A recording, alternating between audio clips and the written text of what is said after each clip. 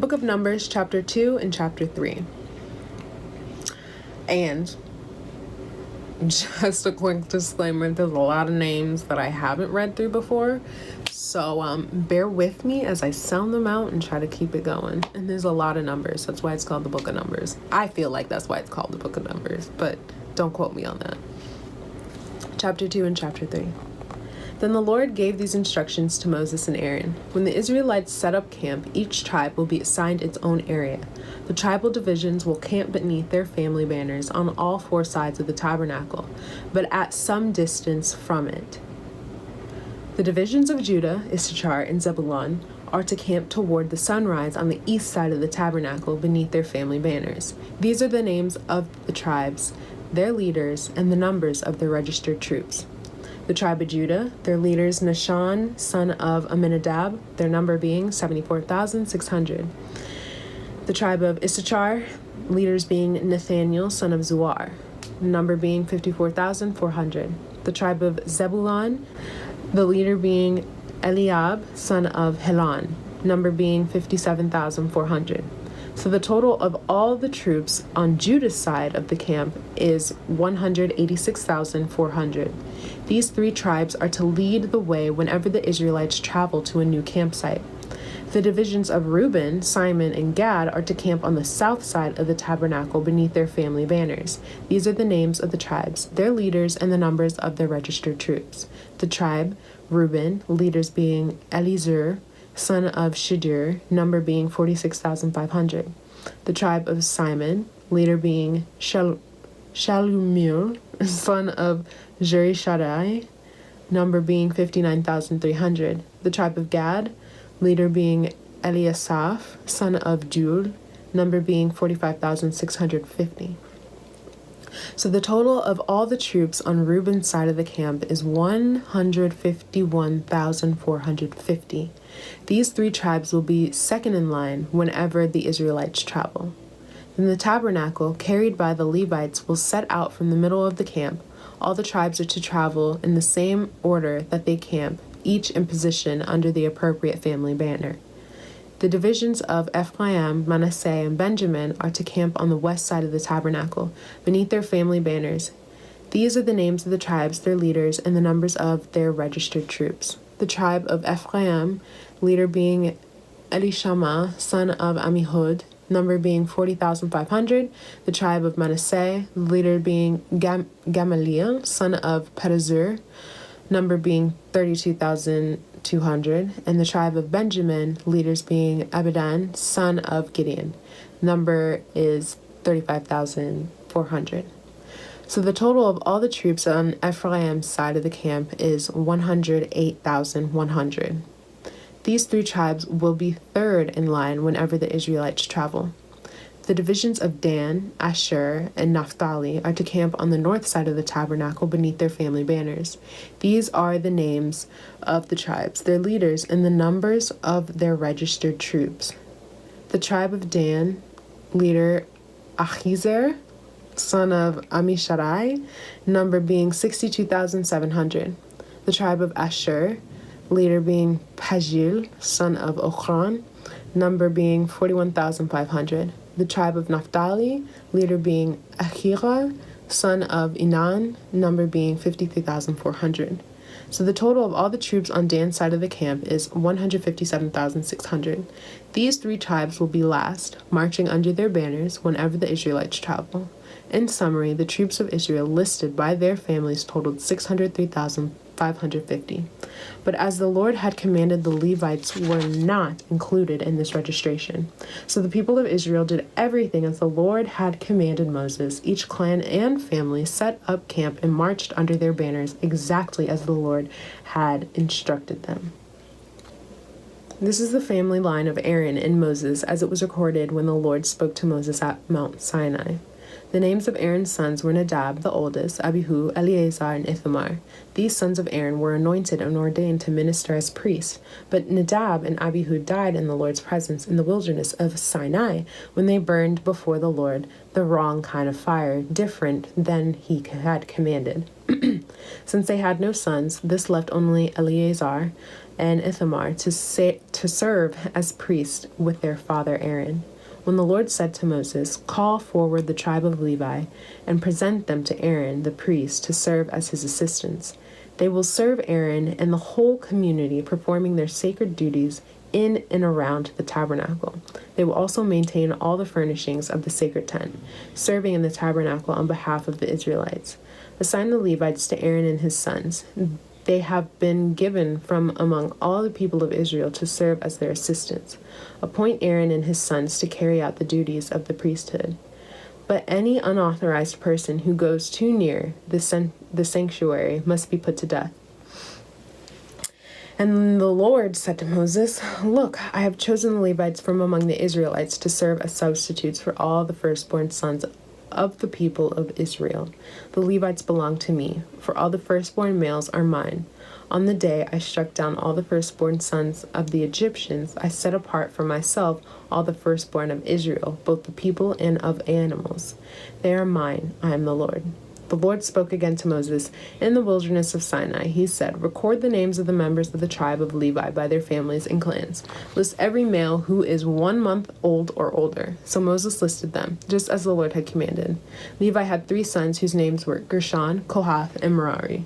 The clans descended from Gershon were named after 2 of his descendants, Libni and Shimei. The clans descended from Kohath were named after 4 of his descendants, Amram, Izhar, Hebron, and Uzziel. The clans descended from Merari were named after 2 of his descendants, Mali and Mushi. These were the Levite clans listed according to their family groups. The descendants of Gershon were composed of the clans descended from Libni and Shimei. There were 7,500 males 1 month old or older among the Gershonite clans. They were assigned the area to the west of the tabernacle for their camp. The leader of the Gershonite clans was Eliasaph, son of Lael. These 2 clans were responsible to care for the tabernacle, including the sacred tent with its layers of coverings, the curtain at its entrance, the curtains of the courtyard that surrounded the tabernacle and altar, the curtain at the courtyard entrance, the ropes, and all the equipment related to their use. The descendants of Kohath were composed of the clans descended from Amram, Izhar, Hebron, and Uzziel. There were 8,600 males 1 month old or older among these Kohite clans. They were responsible for the care of the sanctuary, and they were assigned the area of the south of the tabernacle for their camp. The leader of the Kohite clans was Elizaphan, son of Uzziel. These 4 clans were responsible for the care of the ark, the table, the lampstand, the altars, the various articles used in the sanctuary, the inner curtain, and all the equipment related to their use. Eleazar, son of Aaron, the priest, was the chief administrator over all the Levites, with the special responsibility for the oversight of the sanctuary. The descendants of Merari were composed of the clans descended from Mali and Mushi. There were 6,200 males 1 month old or older among these Merarite clans. They were assigned the area north of the tabernacle for their camp. The leader of the Merarite clans was Zuriel, son of Abihail. These 2 clans were responsible for the care of the frames supporting the tabernacle, the crossbars, the pillars, the bases, and all the equipment related to their use. They were also responsible for the posts of the courtyard and all their bases, pegs, and ropes. The area in front of the tabernacle in the east toward the sunrise was reserved for the tents of Moses and Aaron and his sons, who had the final responsibility for the sanctuary on behalf of all the people of Israel. Anyone other than a priest or Levite who went too near the sanctuary was to be put to death. When Moses and Aaron counted the Levite clans at the Lord's command, the total number was 22,000 males 1 month old or older. Then the Lord said to Moses, "Now count all the firstborn sons in Israel who are 1 month old or older, and make a list of their names. The Levites must be reserved for me as substitutes for the firstborn sons of Israel. I am the Lord, and the Levites' livestock must be reserved for me as substitutes for the firstborn livestock of the whole nation of Israel. So Moses counted the firstborn sons of the people of Israel just as the Lord had commanded. The number of firstborn sons who were 1 month old or older was 22,273. Then the Lord said to Moses, "Take the Levites as substitutes for the firstborn sons of the people of Israel, and take the livestock of the Levites as substitutes for the firstborn livestock of the people of Israel. The Levites belong to me. I am the Lord. There are 273 more firstborn sons of Israel than there are Levites. To redeem these extra firstborn sons, collect 5 pieces of silver for each of them, each piece weighing the same as the sanctuary shekel, which equals 20 gerahs. Give the silver to Aaron and his sons as the redemption price for the extra firstborn sons." So Moses collected the silver for redeeming the firstborn sons of Israel who exceeded the number of Levites.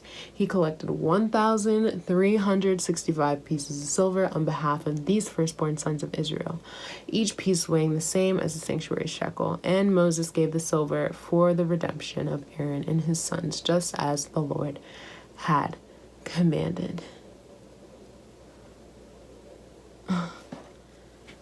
The book of Mark, chapter 11, verses 27 to 33, and then chapter 12, verses 1 through 17. Again, they entered Jerusalem. As Jesus was walking through the temple area, the leading priests, the teachers of religious law, and the elders came up to him. They demanded, "By what authority are you doing all these things? Who gave you the right to do them?" "I'll tell you by what authority I do these things if you answer one question," Jesus replied. "Did John's authority to baptize come from heaven, or was it merely human? Answer me." They talked it over among themselves. "If we say it was from heaven, he will ask why we didn't believe John. But do we dare say it was merely human?" For they were afraid of what the people would do, because everyone believed that John was a prophet. So they finally replied, "We don't know." And Jesus responded, "Then I won't tell you by what authority I do these things." Then Jesus began teaching them with stories. A man planted a vineyard. He built a wall around it, dug a pit for pressing out the grape juice, and built a lookout tower. Then he leased the vineyard to tenant farmers and moved to another country. At the time of the grape harvest, he sent one of his servants to collect his share of the crop. But the farmers grabbed the servant, beat him up, and sent him back empty-handed. The owner then sent another servant, but they insulted him and beat him over the head. The next servant he sent was killed. Others he sent were either beaten or killed until there was only one left, his son, whom he loved dearly. The owner finally sent him, thinking, "Surely they will respect my son." But the tenant farmers said to one another, "Here comes the heir to this estate. Let's kill him and get the estate for ourselves." So they grabbed him and murdered him and threw his body out of the vineyard. "What do you suppose the owner of the vineyard will do?" Jesus asked. "I'll tell you. He will come and kill those farmers and lease the vineyard to others. Didn't you ever read in the scriptures, the stone that the builders rejected has now become the cornerstone? This is the Lord's doing, and it is wonderful to see." The religious leaders wanted to arrest Jesus because they realized he was telling the story against them. They were the wicked farmers. But they were afraid of the crowd, so they left him and went away. Later, the leaders sent some Pharisees and supporters of Herod to trap Jesus into saying something for which he could be arrested. "Teacher," they said, "we know how honest you are. You are impartial and don't play favorites. You teach the way of God truthfully. Now tell us, is it right to pay taxes to Caesar or not? Should we pay them or shouldn't we?" Jesus saw through their hypocrisy and said, "Why are you trying to trap me?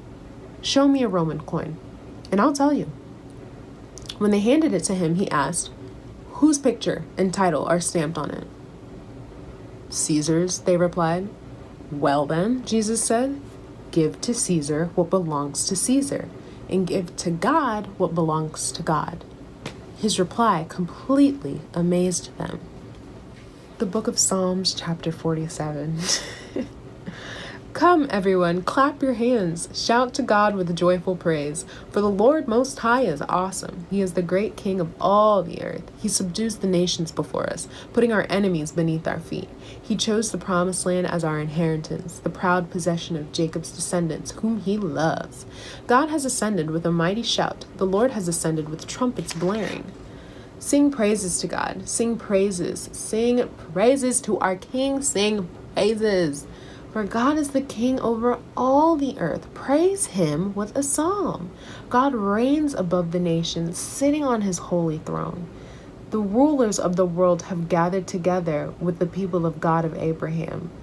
For all the kings of the earth belong to God. He is highly honored everywhere. The book of Proverbs, chapter 10, verses 24 through 25. The fears of the wicked will be fulfilled. The hopes of the godly will be granted. When the storms of life come, the wicked are rolled away, but the godly have a lasting foundation.